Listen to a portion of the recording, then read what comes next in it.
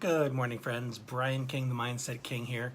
And there's a question that's been coming up this week a lot, not only with clients, but also with colleagues. Hey, I'm just sharing to a few groups here. Okay. Now my undivided attention on you. And the question I'm going to ask, I don't pretend to have a comprehensive answer for. I have my own experiences that I can share, but I definitely want to hear yours. And that question is, when do you know a relationship has run its course? And I'm not only talking about friendships, I'm also talking about working relationships, your relationship with your employer. Maybe you're an entrepreneur, a relationship with a client, and the most delicate of all, a relationship with a significant other.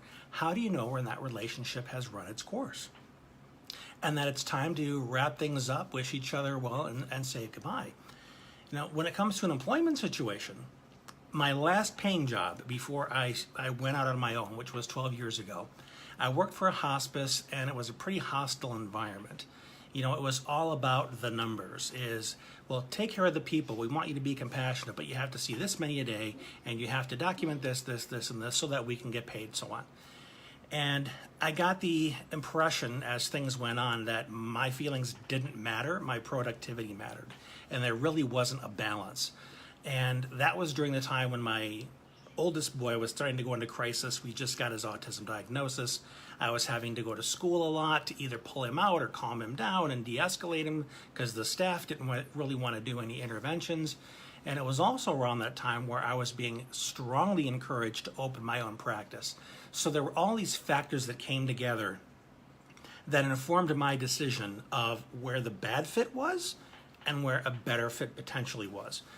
So it was easier for me to say goodbye to the day job. And, you know, they say when one door closes, another opens. Well, a door was already opening for me.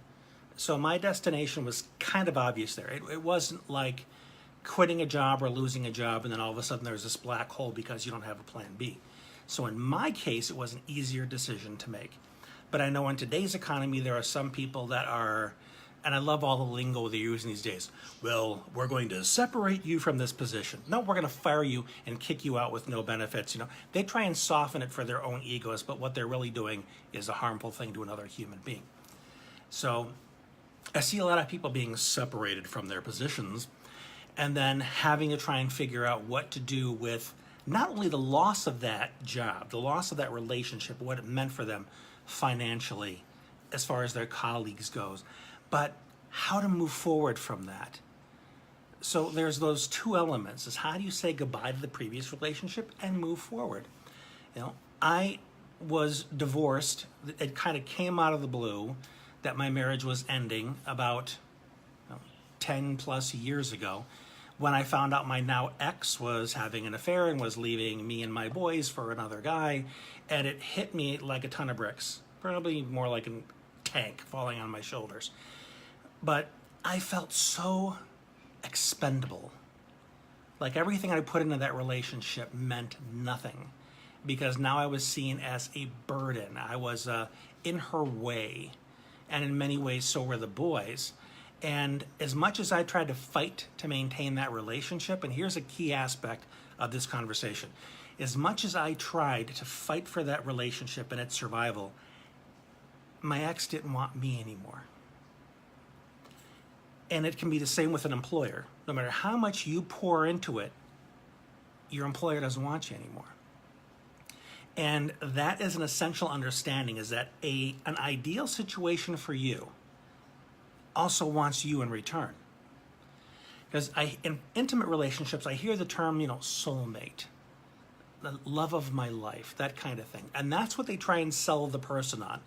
You're the love of my life. Well, if that person doesn't want you in return, then you're lying to yourself, because the love of your life reciprocates that feeling. So chances are this love of your life fantasy is just that. It's a fantasy. It's an idealization. It's the same person that says, oh, I love my job. I got the best job in the world. I'm so lucky, when you secretly hate it and you're miserable. because you don't want to accept the fact that you feel stuck in a situation that doesn't serve you and light you up. So you tell yourself a story about how wonderful it actually is. When you make excuses for a friend, that's just the way he is. Let it roll off your shoulder. Don't sweat it. You know, he's just a guy. This is how guys are. Don't worry about it. When the reality is, he's being a jerk. He's being disrespectful. You cringe every time he opens his mouth. But you've been buddies since you were kids, so you stick with it. Time to question whether this is a good fit for you anymore. And one thing that I've discovered through my current relationship is the people that really allow me to be myself, not in an I'm going to make you an uncomfortable in public kind of way, be myself, but be myself in that I can be honest about my feelings. I can express my opinions in a respectful way. I can be a little different, a little quirky, and they're not trying to change me. Not in that they're not trying to say, hey, Bri, you can do better. You can do better than the way you just behaved. You know, it's kind of a tricky area. It's something that we can have a conversation on all day long. But somebody who's honest with you about things that are upsetting to them and give you an opportunity to improve or change them. But there's also people that challenge you, because they look at you and they know that you actually want more, but you're fighting against yourself. You know, the relationships that help you grow are constantly challenging you. Those are the relationships that are important to be a part of. But the ones that are strongly repelling, where you feel like you're doing all the work, where the other person's just not in it to the degree that you are, it feels so imbalanced that it's exhausting. That's something to take a look at. Is this making sense? Is this resonating with you? And lastly, one thing, because I got to jump on one of my weekly conference calls with my clients here in a few minutes. But one thing I really want to emphasize is sometimes people overemphasize the importance of commonality in relationships. You know, and you see this sensationalized or romanticized in the movies and all this, you know, reality TV where, oh, we can read each other's minds and finish each other's thoughts because we're so much alike, to the point where you think that difference is a deal breaker. Oh, we don't agree on this and we don't like the same stuff here. You know, one of the most successful married couples in the professional realm is, I think, I'm probably going to get their names wrong. Their last names are Carville and Matlin. They're political pundits who are as opposite as you can be in the conservative and liberal spectrum, but they're husband and wife, and they've got kids, and they've agreed, hey, we don't talk work at home, we just love on each other, and they're a fantastic, loving couple. So in those extreme, very strong, well, you know, Melanie pointed out here, opposites attract, okay? And the reason that is, okay, and this is important, and I'm not talking about the naive schoolgirl and the bad boy. I'm not talking about that kind of opposites attract. But one thing is attractive in another person are the things you personally struggle with, that you see, this person is good at the stuff that I wish I was good at, and I admire those characteristics, and I want to be around that person. I call that complementarity. Is where you complement one another, not like, hey, nice hair, or I like the shirt you got on today. I mean complement in that you balance each other. In my case, I am a very detail in the moment thinker. My wife is a big picture thinker. I am scattered and disorganized. My wife is extremely organized and can create a system for anything. These are skills I would not possess on my best day, no matter how many drugs you shot into me, okay?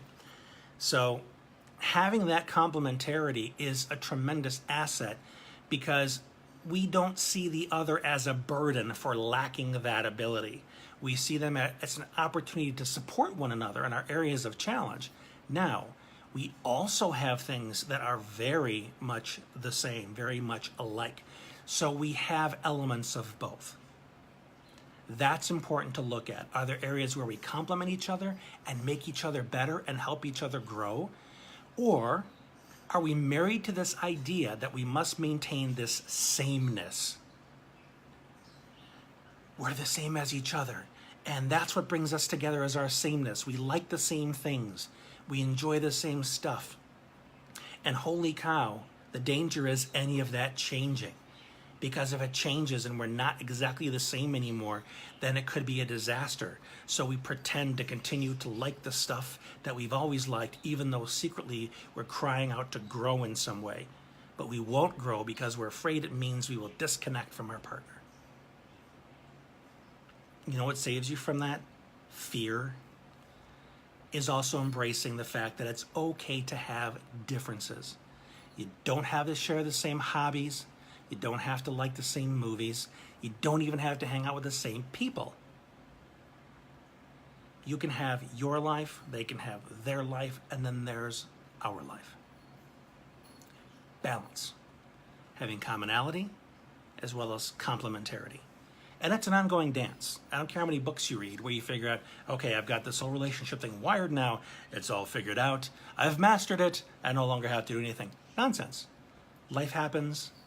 People come in and out of our lives, and it changes the way we show up. And that's okay. That's how life rolls. It's how do you move forward when those things change.